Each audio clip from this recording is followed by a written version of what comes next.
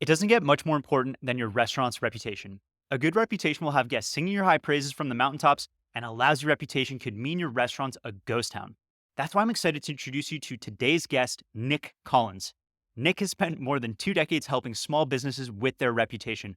And from 2016 to 2020, he specifically helped restaurants with their reputations until he sold and exited his agency.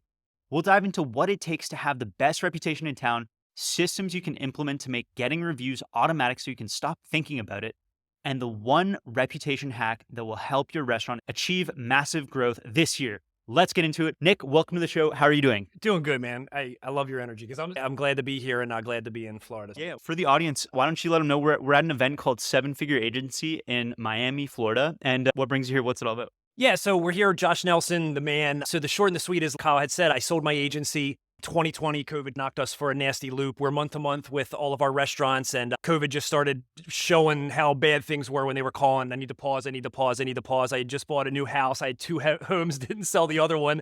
And my wife and I are literally listening to the governor saying there's a shutdown and the phone's ringing with these restaurants shutting down. So it was awful. But the short and the funny thing about Josh Nelson's seven-figure mastermind is here. So I sold my agency. I'm rebuilding with generalist clients, dentists, lawyers. So I had to sign a non-compete in restaurant and hospitality. So as I'm rebuilding, get introduced to Josh, I meet Kyle, and up on stage is Matt Plapp, who I think you just are coming off of a podcast with. So up on stage is Matt Plapp being introduced as the agency of the year, and I had no idea about him at all. And they say that his vertical is restaurant, and I think he had $1 gazillion in monthly recurring revenue. So I'm thinking maybe I sold premature. But anyways, yeah, we're here in Miami at 7FA Mastermind 3 times a year. I was here for all 3 this year, and it was awesome. So I'm really glad to be here. Awesome, man. I'm so glad we could connect like this. So let's get right into it in terms of reputation, management, all things reputation. What is one thing that most restaurant owners and operators don't know about their reputation, but they probably should? So I think they overcomplicate it. It's a little easier once you have a framework in place. And a lot of the restaurants that we dealt with prior, and again, I'm out of the restaurant world for 3 years, but I'm still very knee deep because my wife actually is the manager for whom I sold the company to. So I hear all the stories. But I think they overcomplicate it. I think that they're so busy in doing what they know. Maybe digital is not their second language.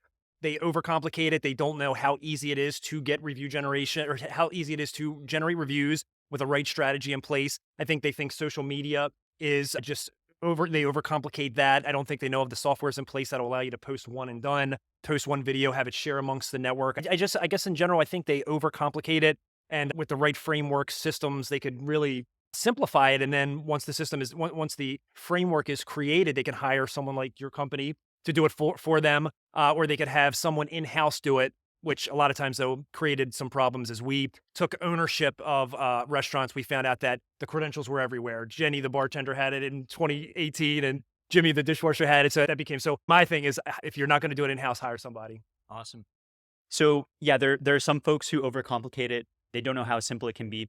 And then I think there are other folks who are like, reviews, boring, like Yelp, I hate Yelp. There's this complacency. They can't be bothered. And so I thought, who better to ask for an example of a transformative example that you've experienced where you saw someone go from point A to point B with their reputation. It had a huge impact. And could you share like some kind of example or story for us? Absolutely. I have so many. At the tip of our agency, I think we had 362 clients. So we've seen them all, seen so many transformative clients. One that comes to mind is this guy, Nick Liberatory. He has a family-run restaurant. It's multi-generational. And he just listens to the feedback that the reviewers are saying. So that's one takeaway I would advise if you're a restaurateur listening to this, is listen to what the patrons are saying. He listened to what the patrons were saying and he acted on it. So an example that comes to mind is he opened up a new, as he called it, a new concept. It was an older generation with older Italian restaurants. He was opening up what he called new concepts, a little more, a different vibe. And so we launched, strategy is in place.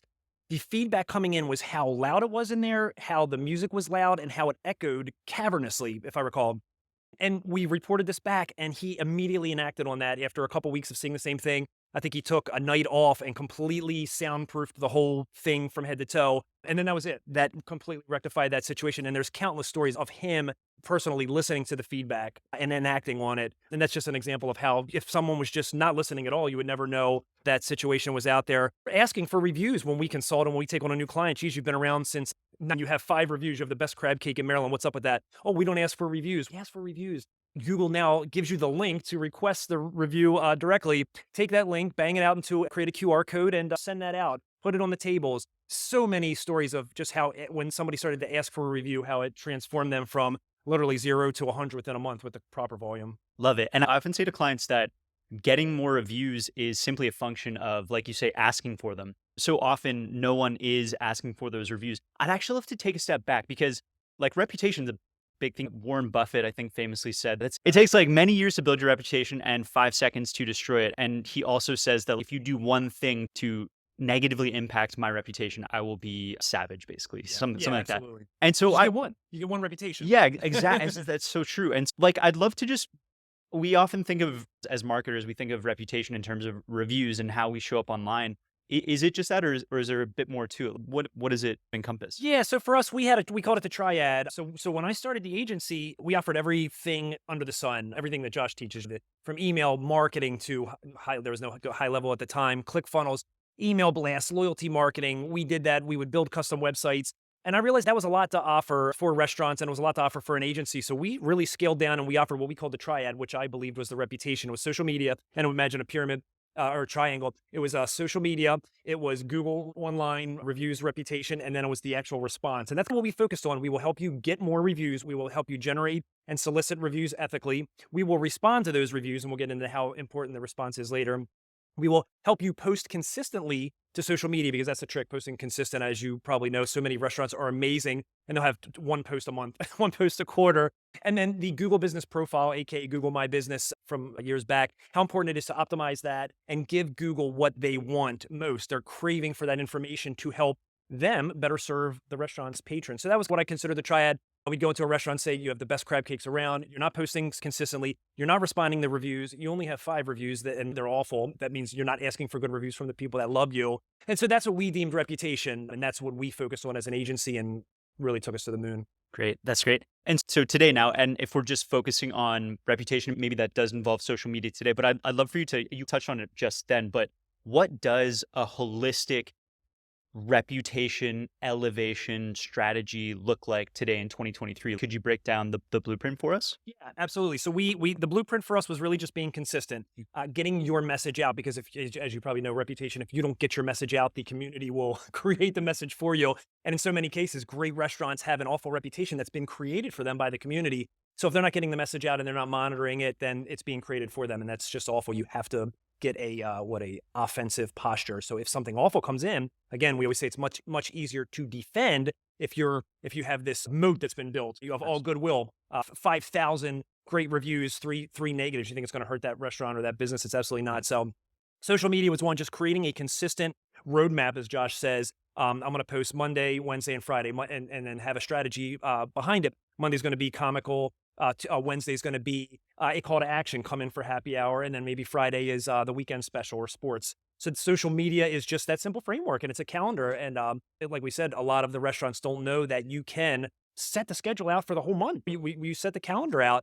So when we talk to a restaurant about that, they're blown away. You mean I can post? Jenny, the bartender, can stay up one night and post for 3 weeks in advance?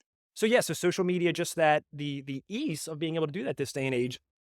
Excuse me. So then the second phase, or the other piece of the pyramid, would be the review, the going into Google Business Profile, clicking the link that says ask for more reviews. They're telling you, we want those reviews. Taking that, do you have a POS system that has all 5,000 of your patrons that you've done? Send that out, batch that out. Don't do it all at once, of course. Batch that out, maybe do 100 a month. We've been around since 79. We have 5 reviews. We need your help. So that's our review generation. It's dead simple. QR, we're actually working with NFC propaganda now. It's pretty cool. So we're deploying all that. It's just very simple, but you got to have somebody that knows what's up with that. And then again, the Google, how does your Google look? How's the feedback? Is your social media good? Is your review good? Are there any properties out there about you, whether it's like OpenTable, and are they polished and looking good? So that to me is the roadmap. Are those things being taken care of? And it can be done literally one day a week for maybe a couple hours, those 3 things, which I believe are awesome. So if I were to break it down, essentially it's being offensive, going to your market with your message consistently. It is systematically asking for reviews as often as you possibly can, ethically, of course. And then it's also using your Google Business Profile to its fullest, making sure that you're seeding it with content, making sure there are photos that are up to date in there. and then also responding to your reviews. Yeah. Do I have that right? You got it. Yeah, there's so many more things, but the short and the sweet, and we want to keep this short and sweet. We don't want to put the fire hose up to the mouth with information. Anybody just starting out, that's the Yeah. core tenets or facets, I would say. The responding to the reviews is so important as well. I think you were going to touch on that as well. I have an example I always like to use for restaurants, whether the restaurateur is responding or they hire somebody like yourself or a firm to do it for them. The review response is so important as far as Google Maps and Google Search. And the example I use is before this even got going, my agency, I love Monte Cristo sandwiches and I wanted a Monte Cristo. So I literally typed into Google Monte Cristo near me. And I'm thinking a menu is going to pop up or something. Nothing popped up. So no one in my area must have had Monte Cristo in a Google searchable asset. Came up was Linda from 3 years ago who wrote, Mother's Restaurant has the best Monte Cristo around. I saw that because Google fetched that for me. And I realized that Mother's sold Monte Cristos. So you can completely propagate and load up the keywords that you want within those responses. So if you are leaving a review and you said, had a great time at Mother's Restaurant, that's a pretty bad review, but you give them 5 stars, it feeds the Google system. But your job as the owner or whomever's responding, that would be, we're so glad you came in, Kevin. We know you're a regular. We know you love your Monte Cristo and your lobster chowder. And we know you love your Stella Artois on tap because that's what we're known for. And for $1 on Wednesdays, go nuts with that because that's your feeding the machine and it's going to be pulled up. So that's my review response, a little tip. No, it's a great one. Yeah, it's like just get increasing your review velocity and responding to just increasing velocity is one of the most positive signals you can send to Google. And then also that's where a lot of the local SEO juice, search engine optimization, a lot of that comes from both the reviews themselves, but also the responses to reviews. So that's actually your way to impact your own rankings. And if you look at the neighborhoods in your local area, you could say, for example, thank you so much. Thank you so much, Kyle, for leaving your review. We really love, or we aim to be the best Thai food in the Masonville area in London, Ontario, blah, blah, blah. If you stack reviews like that, should impact your search rankings. 100% will. Absolutely. No doubt about it. That is the quickest way and the most cost-effective way. It doesn't cost a dime to do it. Yeah, 100%. And I love what you said also earlier about you can build a moat around your business. And I've had clients in the past they'll get a bad review and it will ruin their day. But just imagine, yeah, if you've done the work and you've consistently, systematically generated 5-star reviews for your business, when those come in, it's just like nothing. And so that's so important. I'd love to talk a bit about misconceptions. So I know some restaurant owners, they want to get reviews on Yelp, on TripAdvisor, on all these different platforms. I'd love to hear your take. Is that a worthwhile investment of time or what would you say to that? Yes. Again, it's been a couple years since I'm out of that world. I know the open table, the Yelp is still massive. I know so many restaurateurs hate Yelp so much, but I think I think people are still using it. I know I certainly am. I use it while I'm here in Miami. I love Google. I think Google is king. Our focus in my generalist agency now is always on Google first. So we have what's called the batching or the funnel strategy per se. So most restaurants that we used to get as a client, they were already established for several years. New restaurants represented a small portion. They already had open table, Yelp, I think it was like Zomato, Google, Facebook reviews. So what I said was, let's try to get you as many new Google reviews as possible. You're not asking for reviews, so this will pay dividends no matter what. As soon as you deploy this, I see you have 1,000 in your POS, we'll start batching them out. But here's what we're going to do. We're going to pump Google up. And then what we're going to do is we're going to switch our propaganda. So let's say there's a little placard on the table that's with a QR code and it says review us. Let's say somebody leaves a really atrocious review on Yelp.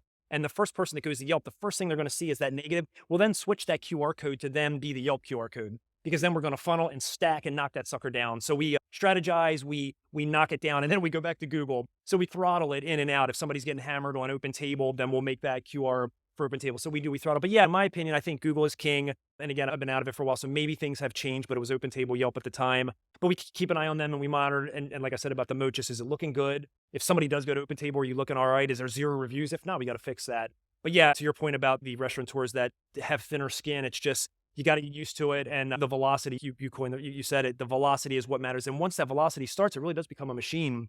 It feeds your restaurant with more growth, more review volume. Google loves that. And you will very quickly start to get favored above, because if your rank goes below 4.0, you really do lose favor and you may not even be recommended for best near me. I was reading an article that says if you do best pizza near me, best dentist near me, and you're under 4, you're going to be really in bad shape. So yeah, the goal is velocity, more reviews, and then get as many 5 stars as possible. And then the back end of that is it stacked in your favor with your keywords? If every review is this place is great, that's good, but they don't know you have the best scallops around.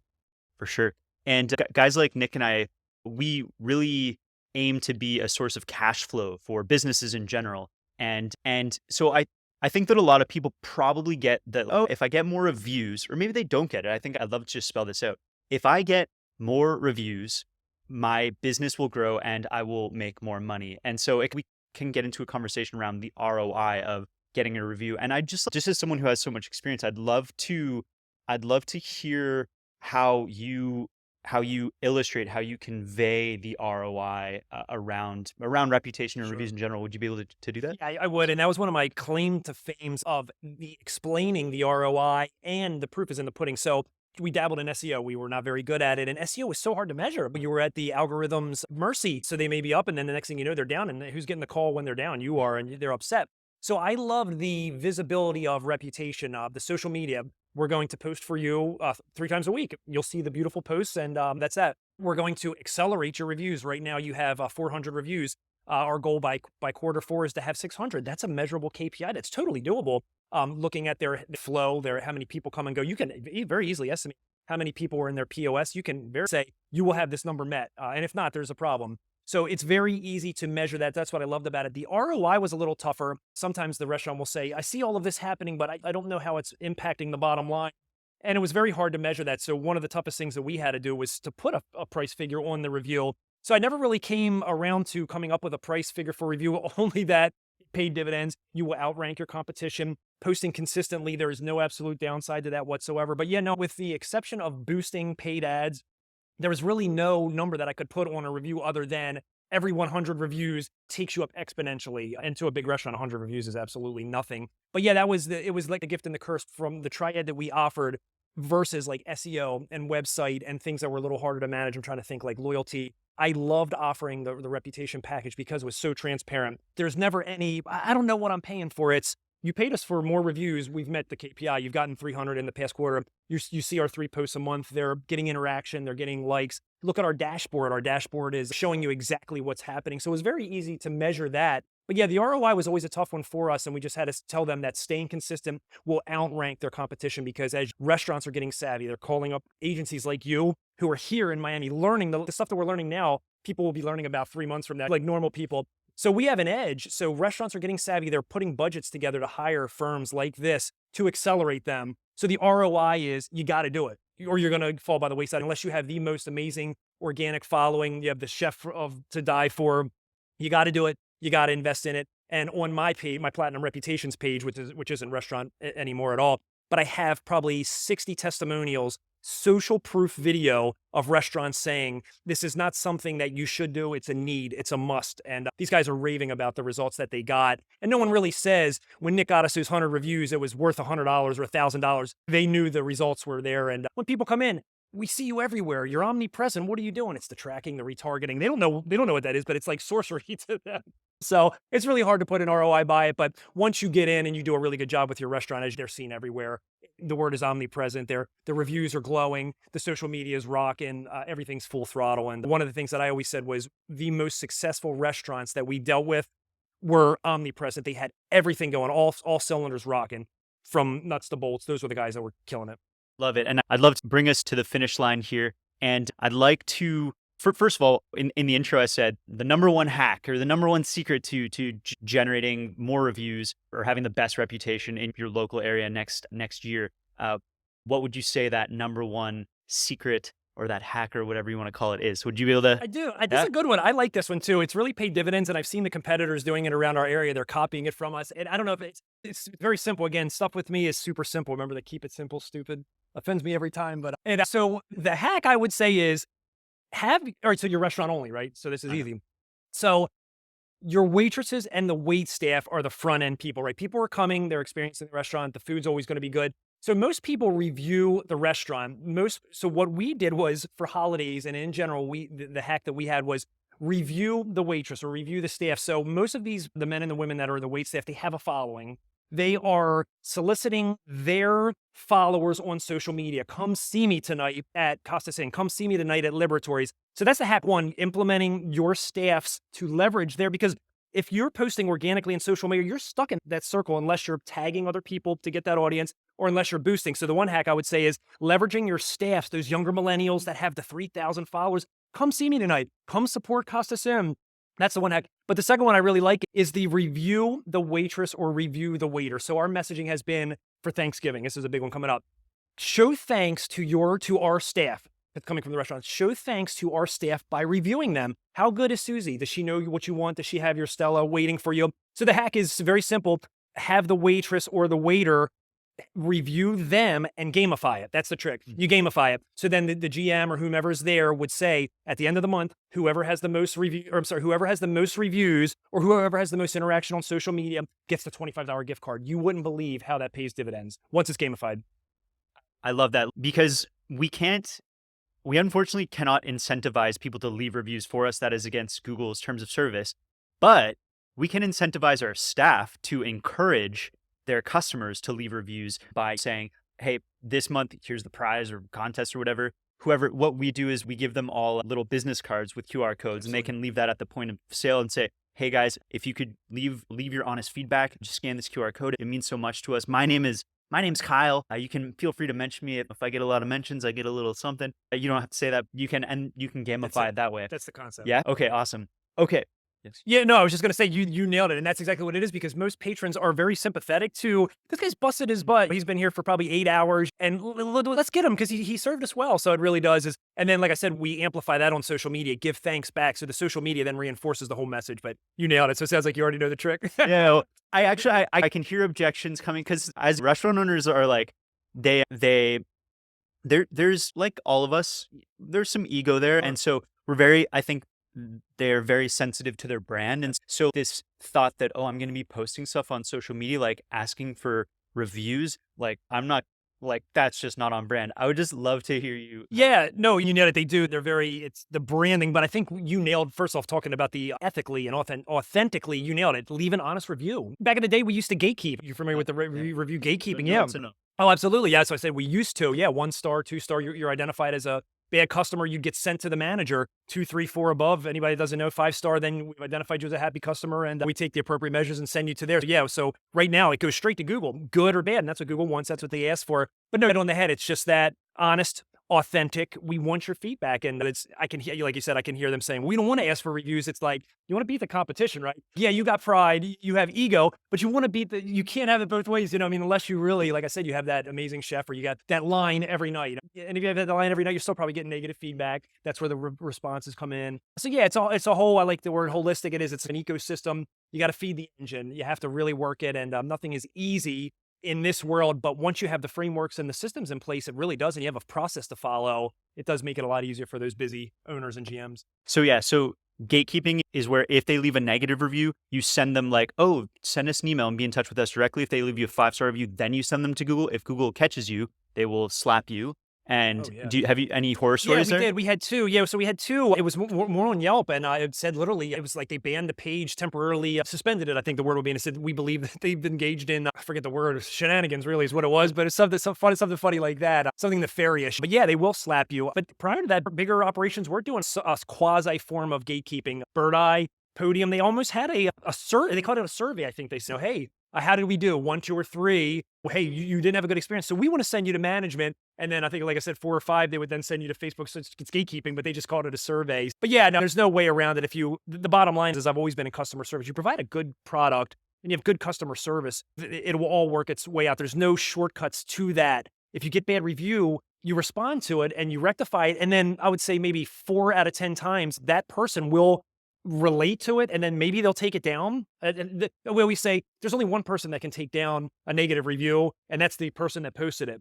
We actually, side topic, we have had a lot of luck with getting Google reviews removed from Google by flagging it. So when you flag it, you have to leave a response. Harassment and bullying has been a really big one for us. So if it's competitor driven, but the harassment and bullying has been a really big one for us. And we got a lot of clients that had no idea that was even a thing. While we would never proactively say we remove Google reviews, you better believe when we sat in the sales meetings, we would say, we have a process in place that absolutely, if something's nasty and says the owner's doing drugs in the back and they're racist, that may be a perfect candidate for flagging. If it's competitive, we don't like Mother's Tavern. We love Costa Inn. Go to Costa Inn. That's the best. That's 100% going to most likely get reviewed. We sometimes get the restaurant owner that wants something removed, that it's absolutely the most honest feedback and opinion, and we're like, we can't remove that. It's just funny the things that a restaurateur will say. That would be a let's respond accordingly and see what happens is our advice. Yeah, and in high level, for anyone using high level, there's actually a really handy feature in the inbox where when a review comes in there, you can just click a link that says flag this review or dispute it or something like Yes. that. Really handy. I have, so sorry, I know I said we were bringing to the finish line. Two last questions. The first one is sort of unique and to restaurants. And so we have a lot of third-party reservation tools that will send out automated follow-up messages, and then they ask for feedback, but they bring them into their own proprietary Their feedback, ecosystem. their ecosystem, Yes. and then that review just lives there Yes. and does not get sent to Google, which in my view is a huge problem It's a detriment. and a big time wasted opportunity. And any advice on how I to do. handle that? Yeah, absolutely. We dealt with that with restaurants, and we deal with that now. So we use Vendasta. They have an automated system that does that as well, and it would bring it into their ecosystem. But their claim to fame, and much like probably Bird Eye and Podium is once it's in their ecosystem, then you can post it on your website. That's what they'll say, and then you can see all the reviews on their website. But then Bird Eye wants to also show it on birdeye.com/mothers/reviews. So they want to. So no, I never like that. And we would Liberatories as an example, we would review and we would see 68 reviews in their ecosystem. And you would Google like Liberatories reviews, Timonium, and you would never see them. They would never come up. And to me, it was such a waste. I hated that. So as of a couple years ago, we literally got rid of everything and we just started with this. You're going one and done. Yeah. And again, that goes back to where I think Google is king. And again, if you need to we call it suppress, you need to suppress something negative to get back on offense, that's where you do the QR propaganda. But no, I never liked that internal ecosystem. And I always was wondering if maybe I'm missing something because I would see so many reviews trapped in this. But I don't think like you're looking for a great Belgian waffle. I don't think you're going to look at Bird Eye for reviews. And I think if you search Belgian waffle Ontario or whatever, I don't think that Bird Eye is going to come up. So I like Google. I like the big dogs. So yeah, no, I'm very familiar with that ecosystem and I don't like it. Yeah, you want to prioritize Google reviews. And if you're using some sort of third-party system that is bringing reviews into their proprietary ecosystem, for whatever it's worth, my 2 cents would be to simply disable that feature and find a way to send them to Google. Yeah, so a lot of what the reps would say too is, oh, well, if you notice that after they leave it on our proprietary system, there'll be a very small thing at the bottom that says copy and paste what you just had written, but then you got to go to Google and repost it. So I never liked that, but that was their way of, oh, they can copy it once they leave it on Bird Eye and then they can post it wherever they want. You're lucky to get one review. So that's why I'm like, I tell all restaurateurs GMs, just get the review, get the 5-star, let it post. And then if it's not what you like, then we can respond. But paramount is always getting that review because this day and age, it's getting very hard for reviews to stick. As I'm sure in Yelp and the other ones, sometimes they don't stick and restaurateurs would be so upset. Oh, Jimmy said that he handed out 5 cards and the lady even showed him where she posted it in Google, but it never made it. And for some reason, Google filtered it. The Google filter has its own mind. And don't ask me about that because I have no idea how that works. Awesome. So just to close off here, Nick, do you see anything changing in this field of reviews and reputation over the next 1, 2, 3 years? Is there anything that you'd recommend restaurants start learning about or start implementing to stay ahead of the curve? Or is it pretty timeless, a pretty timeless thing, like doesn't change too much? I do. I think the basics, like I said, the triad, I think it's you put out good food, you provide good customer service, you create a good experience, and then you have to ask for that feedback because people are so busy. The mom with the 4 kids, the businessman who's there, they don't care about leaving a review, and maybe they don't know how important it is. So you got to ask for the review. So I think a lot of that stuff is timeless. The social media posting, you just have to. Things are getting so competitive. And like I said, smart restaurants are hiring firms like you, like the guys that are here to handle that for them because they're on the cutting edge. The one thing I think is going to be huge that we have adopted from day one is AI. So right now, I don't even know the review responses that we do. It is colossal. So Rocco's Tacos is a huge account of ours. It's a chain. They get the most unbelievably amount of reviews you've ever seen. So we load them up. We will then use AI to start the framework, and it will save so much time. It'll read, puts in the keywords, and then the human eye makes our staff or the representative will then make sure it's a good review and send it out. I would never trust AI to completely write the response, but the AI reading the review written with the human eye is it's such a time saver for someone that's doing it in volume. If you're responding or if you have 5 reviews a week, you can absolutely do that by hand. But AI is going to be absolutely huge. But I think the things that will change are just the tactics. And again, the core takeaway would be if the restaurateur or the GM doesn't have the time to learn it and you have it in your budget, you really should hire a professional because that is going to be bottom line impacting as the other restaurants, smart restaurants in the space, adopt a digital marketing agency. Awesome, Nick. Thank you so much for taking the time here. This has been awesome, and appreciate you sharing your insights. Where should people go to connect with you to learn more about what you're up to? Where do you want to send people? Sure. Yeah. So these days, since I sold the agency, I can now take on clients that I really enjoy working with. I don't have the big team anymore. So I do consulting on the side. So that's simply nicholascollins.com. That talks about me and what I've been doing since 1997, all the adventures that I've been on. I had retail, brick and mortar, sporting goods shops. I sold diamonds. So it's a kind of neat story of where I started. I worked for MPT. So nicholascollins.com. And then my generalist agency where I serve anybody but restaurants these days is platinumreputations.com. And I'm glad that you asked me to be on here. And I do apologize for coming on after Matt Platt because now your viewership's just going to go. How do you top that guy? Thanks so much, man. Okay, awesome. Okay, catch you next time. Thank you so much for tuning into this episode of Guest Getter.